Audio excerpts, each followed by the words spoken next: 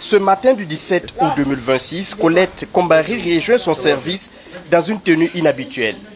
Un treillis militaire. La journaliste rejoint ses collègues après avoir participé à l'immersion patriotique organisée par le ministère de la Sécurité en collaboration avec le ministère de la Communication à l'intention des professionnels de l'information. C'est vrai que ça fait plaisir de revenir dans la vie. Je ne vais pas dire civile, oui, c'est la vie civile. Comme elle, ils étaient 44 journalistes à participer à cet exercice volontaire. L'objectif était de leur permettre de vivre un tant soit peu les réalités vécues par les forces combattantes sur le front de la lutte contre le terrorisme.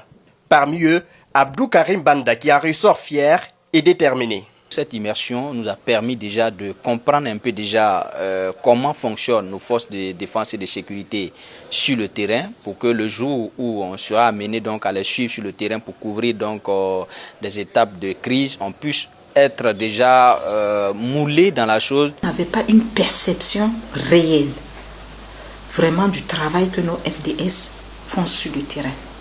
Et pour arriver à faire le travail que ADA fait, il faut passer par ça.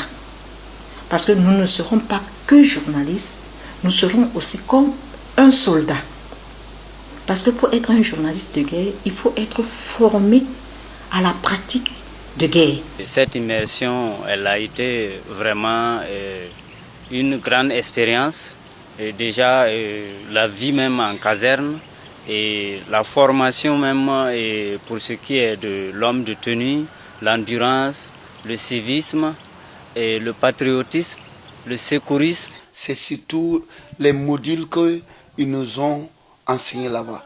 Par exemple, si je prends, nous avons le secourisme. S'il y a aujourd'hui une alerte et que sur le champ, un de nos confrères ou même un citoyen tombe, nous savons comment le secourir. À peine ont-ils terminé leur studieux séjour à l'académie de police qu'une campagne mensongère envahit la toile.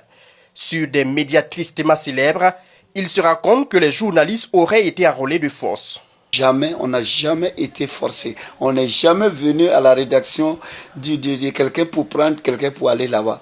On a demandé des volontaires et on a eu des volontaires. Et jusqu'à présent, nous avons même des gens qui souhaitent encore aller faire cette expérience. Parce que ce que les gens racontent, je dis et je dirais encore, qu'ils n'ont qu'à s'occuper des forêts qui brûlent. Cette campagne de dénigrement n'étonne guère nos confrères ayant participé à l'immersion. Pour eux, l'essentiel est de maintenir le cap et de ne pas céder à cette digression. Le journaliste burkinabé exerce au Burkina parce qu'il y a le Burkina. Si le Burkina disparaît, il va exercer où? Parce que tout le monde n'aura pas cette possibilité d'aller ailleurs. Donc moi je trouve que si on n'est pas, comme le ministre dit, un patriote, un professionnel et une personne engagée, en cette période par laquelle nous passons, il est mieux de changer de métier. Donc, tout ce qu'ils peuvent dire, comme je le disais avant cet entretien, chacun fait son travail. Pour moi, ça ne m'étonne pas.